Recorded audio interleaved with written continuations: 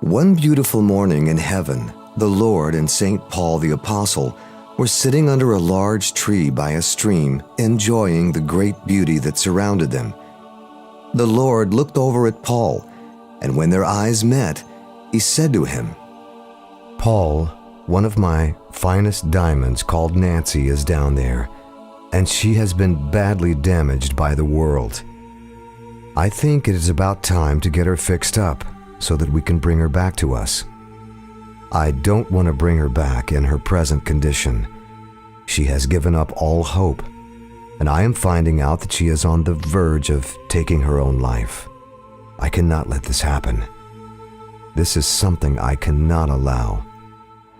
Paul looked into the Lord's sad eyes and asked, "Lord, what has happened to one of your best diamonds?"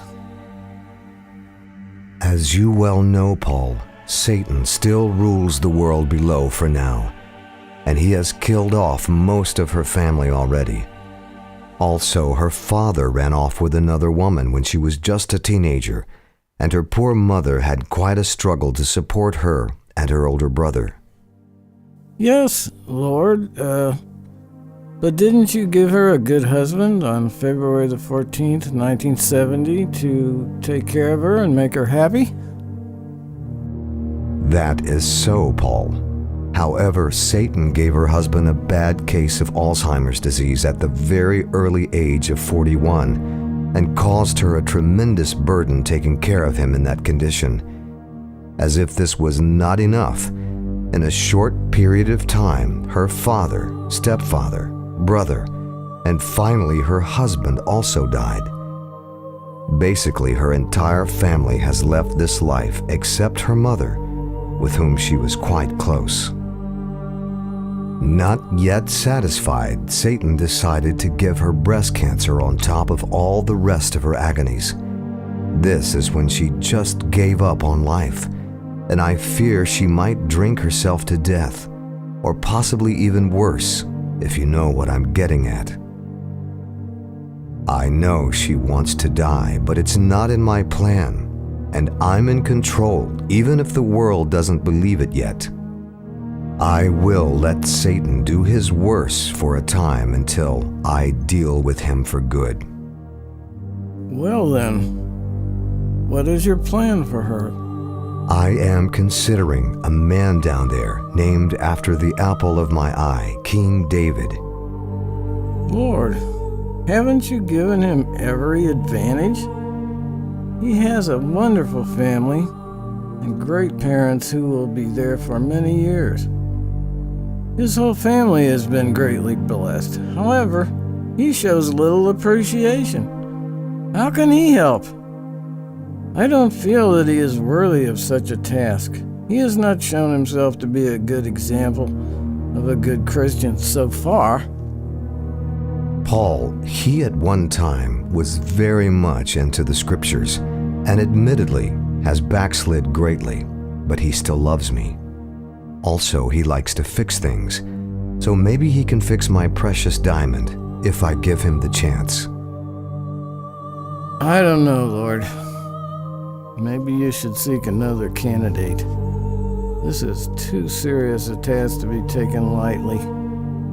How about a nice single preacher, someone more qualified?" Well, Paul, he has had some misery in his life also, and he keeps telling me in his prayers that he can't go on either. Possibly there can be a double healing if we choose him, even if you can't agree with my choice. "Lord, you are all wise and knowing. So if you think he is a good choice, who am I to question you?" I am going to arrange a meeting of those two at a dance class in Akron, Ohio.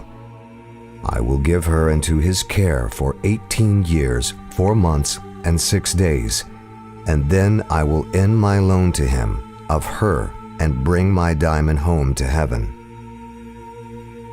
"Lord, it will totally break his heart to enjoy one of your greatest diamonds for such a short time. He will no doubt be totally devastated." Paul, you know I will give him my grace and love, He will then be able to get through his grief with faith and dignity. Paul, you obviously have something on your mind. Please, share your thoughts with me. Forgive me, Lord. I know you are full of wisdom, but I am still not convinced of your choice of David for this rare gift. You don't create too many of these cherished diamonds, and I am still not convinced that you want to loan this treasure to a man such as this. Is it not possible that he could damage her even more? How many times has he let you down, Lord? Too many times to count. Do you think he deserves this? Of course he does not deserve her. None of my people deserve my grace and love. But as you well know, Paul, I love them deeply, in spite of their grievous faults. So on the 14th of June, 1988, David met the damaged diamond called Nancy, which he liked to call Sweetie, as the Lord had arranged at the dance studio in Akron, Ohio.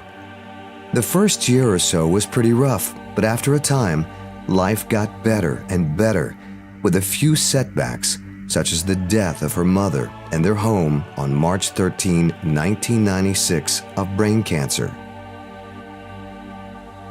Generally speaking, life was great, and these two people grew in love and devotion. The damage to them both eventually healed. Nancy was a huge blessing to all who knew her. 18 years after their conversation by the stream in heaven, Paul said to the Lord, It looks like your damaged diamond has been restored to her original brilliance as you had planned for her. Yes, indeed. But sadly for David, I must soon call her home. He will someday understand that she was a gift of a loan, but a loan nonetheless. Soon I will call him home too, and he can share eternity with her. But for now, he will need a lot of extra love and grace to understand. I gave him a small dog which will supply a little of the love that he misses. Also a great amount of love from me, and also his friends and loved ones there on earth. Thus, David received the greatest gift of his life, along with many gifts that he received from the Lord, and the Lord took back one of his finest diamonds to shine forever in his kingdom in the heavens. All's well. This little story was written by myself from the heart shortly after the death of my beloved Nancy. I hope you enjoyed it. This is Dave Howdyshell speaking.